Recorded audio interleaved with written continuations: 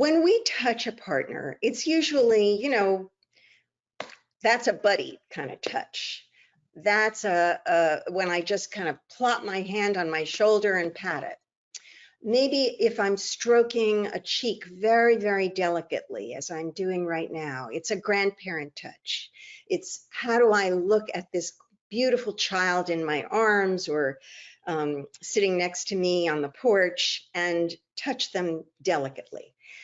Between one another, in terms of couples, I try and teach levels of touch. So we start with what in the old days, when I'm in the 60s, we used to call it touching the aura. So the aura is actually the heat shield around the body. You can, if you take these thermal pictures, you see that our 98.6 or whatever we are, it radiates a little bit. Even if I hold my hand next to my own neck, I can feel warmth coming from it. So if you hover your hands above your partner's shoulders or around their ears and neck, you will feel that first layer of touch. They will feel you touching them because your heat comes to meet their heat. The second layer is just touching the clothing. So you're basically lying down. I have couples, usually one is seated and the other standing behind them, and then we switch places. If the seated person can't get up because functionally it's too difficult, I have them seated behind one another in two chairs. So the second level of touch, you just lay your hands on your partner's shoulders, just like a butterfly has landed. It's hardly skimming the surface. The third layer of touch is what's it like to touch the skin under your clothing?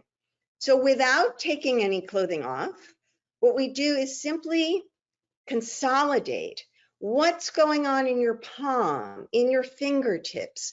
How do you feel the radiation of that heat and the physical presence of your partner's body? So that's third layer.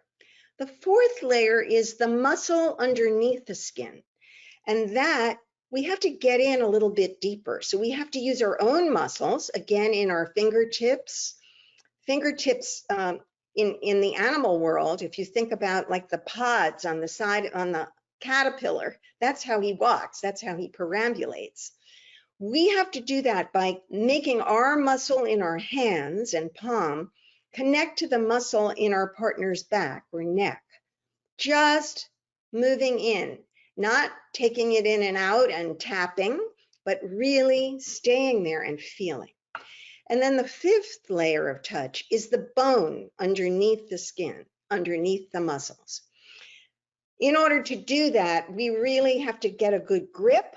We have to hold on. We have to feel, maybe with the pads of the fingers, what is going on underneath. We have to keep asking our partner, does this feel okay for you? If somebody has just had a rotator cuff injury, we're not going to try and feel the bone, right? We're going to be really much more gentle about that. And then we back out. So from bone to muscle to skin to clothing to the heat shield. By doing this, what I'm doing is getting partners to be really sensitive to one another's presence, physical presence.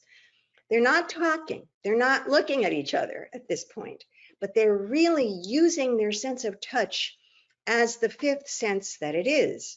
Like, I'm constantly talking to you now. If I shut up and all I did was convey what I was feeling, what I was saying, just by looking at you, you'd have a very different impression of what was going on. And that's what I'm trying to get couples to do again.